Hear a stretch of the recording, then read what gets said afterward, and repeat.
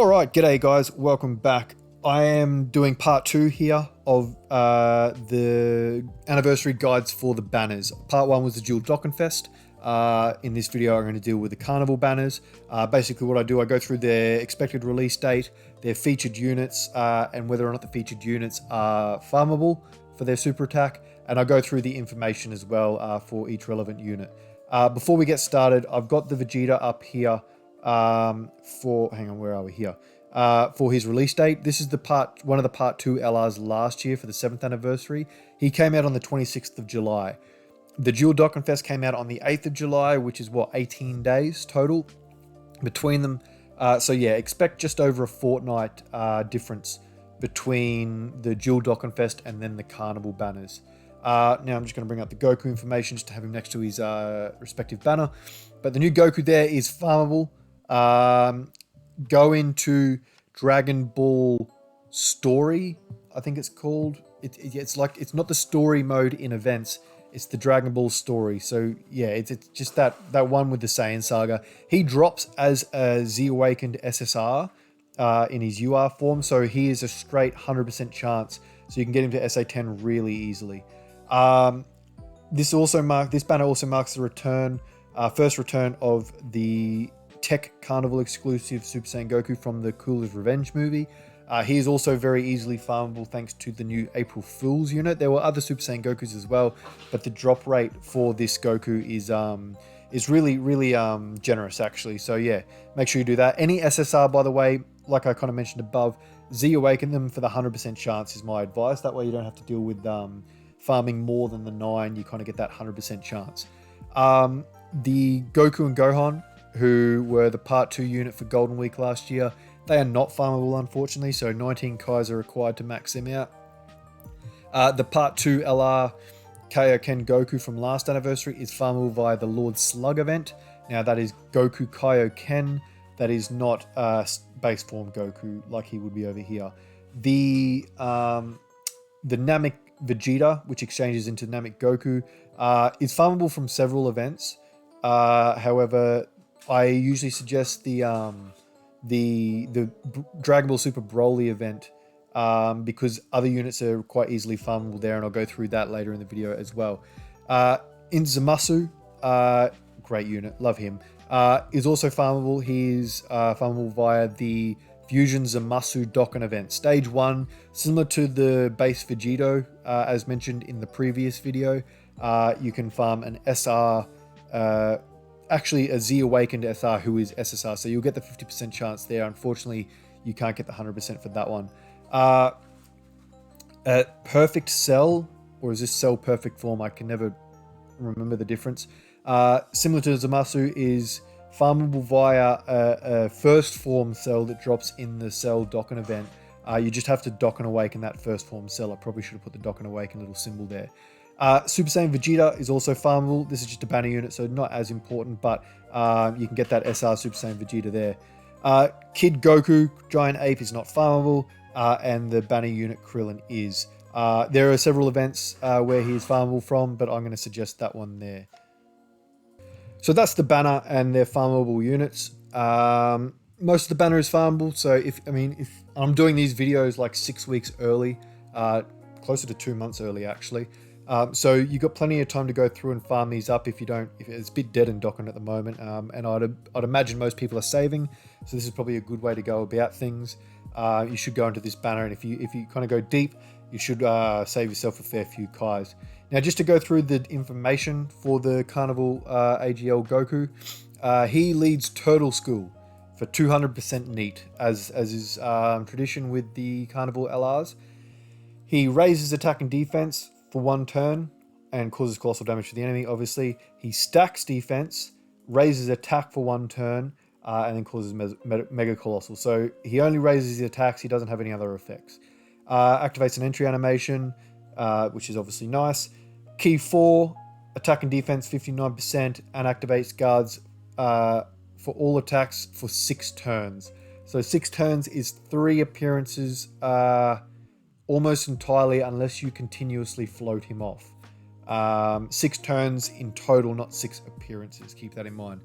Key +4, attack and defense 159%. just off the bat. So yeah, I don't know why they differ. Oh, that 59% there is a part of the 6-turn thing. Survives the KO attack once per turn. So I'm pretty sure that means you have to have full HP. I could be wrong about that. I'm not 100% sure. But yeah, if you say you've got full HP and you've got 700k HP, you take a super and it does 800k, you'll be sitting there with 1 HP left. He recovers 59% HP at the end of the turn. Sorry, recovers 59% HP when HP at the end of the turn is 40% or lower. So basically, yeah, if you get that off, he'll recover 59% HP pretty much. Or even if you don't and you're under 40%, he'll still help you out. But that's only once. So although you can do this once per turn, you can only do this recovery once. Key +1 up to 5 and crit chance +9. Sorry, yeah, 1 up to 5, 9 up to 59% per attack received. So what's that? 9 is 54 is 6 attacks. Is that right? Yeah, so it's 7 attacks for the full crit chance, I believe. Could be wrong about that. I'm pretty sure that's right. An additional defense, 59%, the turn after receiving 5 or more attacks. So you'll know that's active when he stops building ki, essentially. An additional attack, 120% the same turn after receiving 9 or more attacks. So there's no real good way to identify that because he'll already have his ki, which is the only indicator that'll show up. You won't see the crit chance build. It'll just happen. There's no little indicator. But you will obviously see a jump in his attack stat once that goes off. High chance of evading ki-based super attacks directed at the character and countering with tremendous power. Interesting. Like that a lot. That has just been amended, by the way. That otherwise would have been... Yeah, that would have been evasion. That would have been disabled from any event that disabled dodge. However, there was an update prior to Golden Week which rectified that. So any of the Super Saiyan 4s and this guy here who evade super attacks and counter, they were disabled prior to that update. They are no longer disabled. He has a Spirit Bomb active skill, temporarily massively raises attack, and all attacks become crits for 1 turn, which is available to be used when HP is 59% or lower, period, or from turn 5 when there's another Earthbred Warrior category ally attacking in the same turn. Link's pretty stock standard, and yeah, that's basically Carnival Goku. Now we'll just get into the Gohan banner, go back to who's featured and whether or not they're farmable. Gohan himself is farmable. There are several different ones. I'm just going, I decided to highlight the more recent one from the Worldwide Celebration, because I think that free-to-play unit is quite good too. If you haven't farmed him, farm yourself a copy of that. Metal Cooler marks his very first return since the Worldwide Celebration, and during that during that Worldwide Celebration, they revamped this event where you can farm an SSR who you should dock and awaken for the 100% chance to raise his super attack. Golden Frieza is also farmable via the Dragon Ball Super Broly movie event, which I highlighted in the last video, and will also be highlighted down here for the Vegeta farm. So that's a gold mine for farming super attack, in all honesty. So Golden Frieza is back. So is the anniversary Giant Ape Vegeta from the Saiyan Saga. Both are farmable. The Saiyan Saga Goku and Piccolo is not farmable, nor is the Namek Saga Krillin and Gohan, nor is the GT Trio. The 3 banner units on this Carnival banner are Cabba, base form Cabba, who is farmable via the Chumper event. You've got Piccolo from Namek, who is farmable. There's a few farmable Piccolos, but I've opted to highlight this Piccolo similar to this Gohan. He's the more recent one, and he's one of the better free-to-play units, and I say that pretty generously. Not a lot of free-to-play units are very good these days. He's not great, but he has usage because he's a very good support. And then you've got another Gohan riding Icarus unit. Obviously, being a kid Gohan, they are farmable via the same event.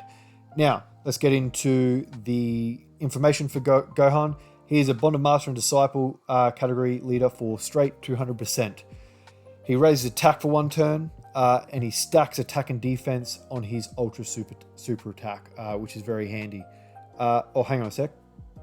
Oh, he's got a unit super attack as well, which he greatly stacks attack and stacks defense. I didn't realize that. He gets a unit super attack when there's an ally who's Goku, Krillin, Yamcha, or Tien attacking in the same turn. Not on the team, but on the same turn. That's cool. That's fine. That's no dramas. It'll be a little bit easier to get the Goku, I'd imagine, seeing as none of the other units are Bond of Master and Disciple, so on his team that might be a little bit difficult. Unit Ultra Super Attack. Oh, and this is a Piccolo one, pardon me. Same effect by the looks of it. Yep, greatly stacks attack and stacks defense to all enemies. That's the unit super attack. And that's obviously when there is a Piccolo on the same turn. By the way, that is the same as the Kid Gohan AGL Dokkan Fest unit super attack with Piccolo. That will include Piccolo Jr. from Golden Week that we just received, the Int one. So keep that in mind. Not on Bond of Master and Disciple, but still on a few crossover categories. Passive skill. Activates entrance animation.